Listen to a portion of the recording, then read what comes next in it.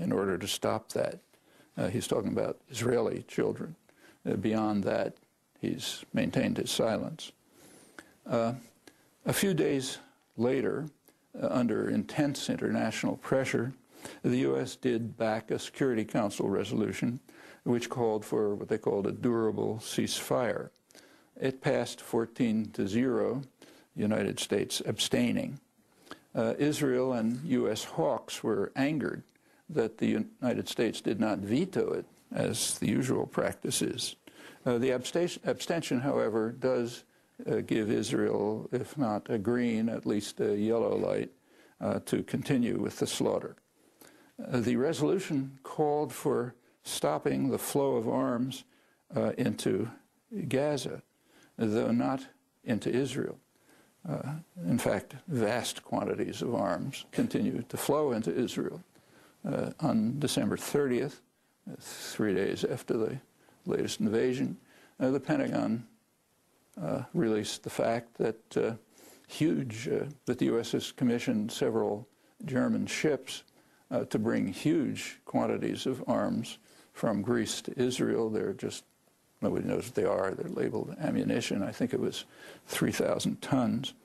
The very few inquiries to the Pentagon about what's going on were answered with assurance that the arms would arrive too late to be used in the current assault against Gaza, which is probably correct. The Pentagon also said that they're not really intended for Israel, which is also probably correct, but rather they are being pre-positioned in Israel.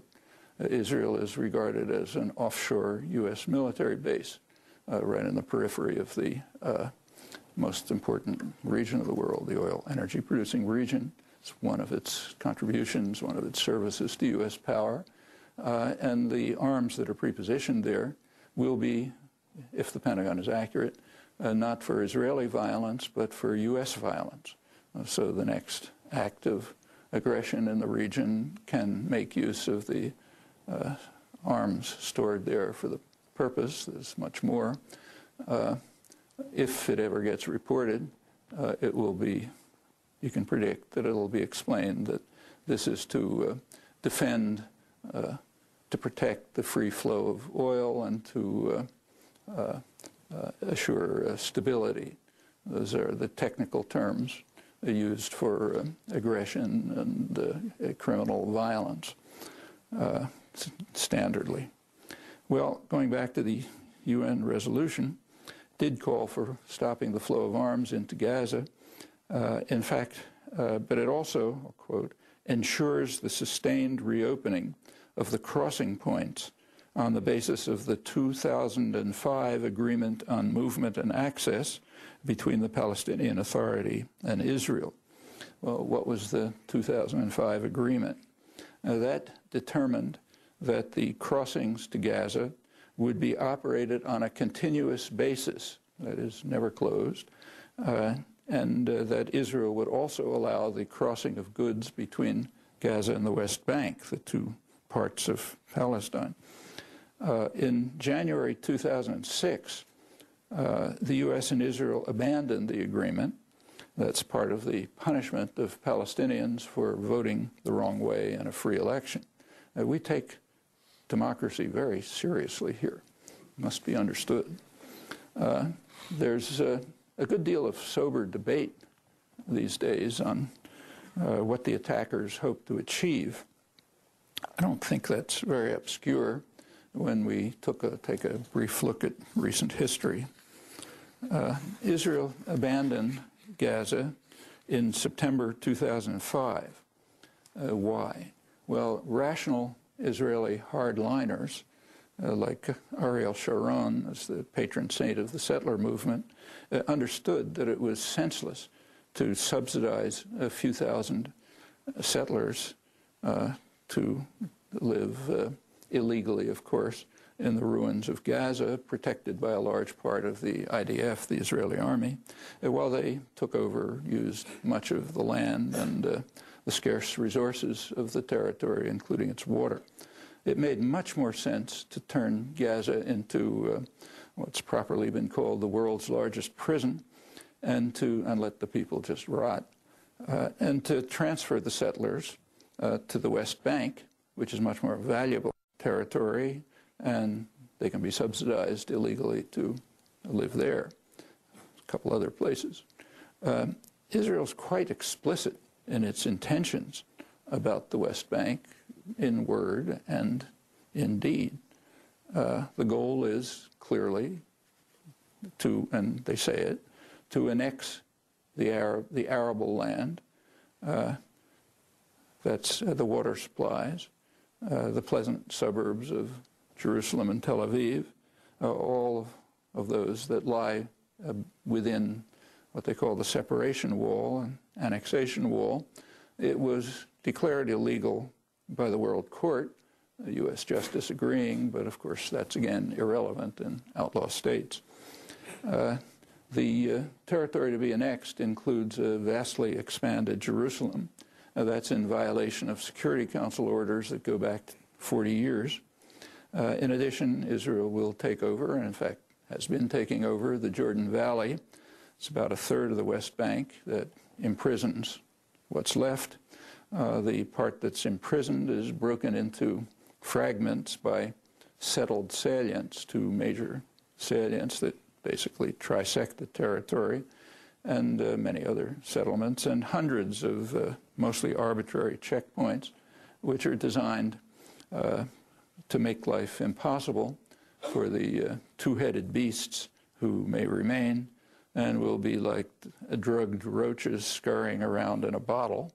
I'm quoting the highest Israeli political and military leaders, in this case the revered princes, as they're called. The owners of the land may grant the drugged roaches a few scattered parcels, but that's out of goodwill, not by right.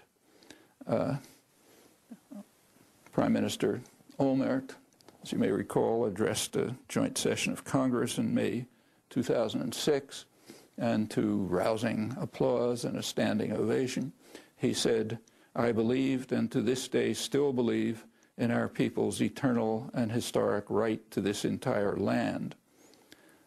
The entire land includes at least everything from the Jordan to the sea, and given his background, it may include Jordan as well, to which his party laid claim.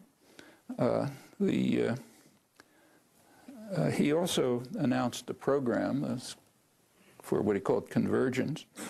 That's for taking over, a program for taking over whatever is valuable in the West Bank, leaving the Palestinians in isolated cantons. Such plans are not new, maybe the details are, but they trace back to the earliest days of the occupation, a few days after the end of the war. Defense Minister Moshe Dayan, who among the Israeli leadership is perhaps the most sympathetic to the Palestinian plight, he explained poetically that the situation today resembles the complex relationship between a Bedouin man and a girl he kidnaps against her will. You Palestinians, as a nation, don't want us today, but we'll change your attitude by forcing our presence on you. You will live like dogs, and whoever will leave, and meanwhile we'll take what we want. That's 1967. At the very moment, there was no doubt that these announced policies were criminal.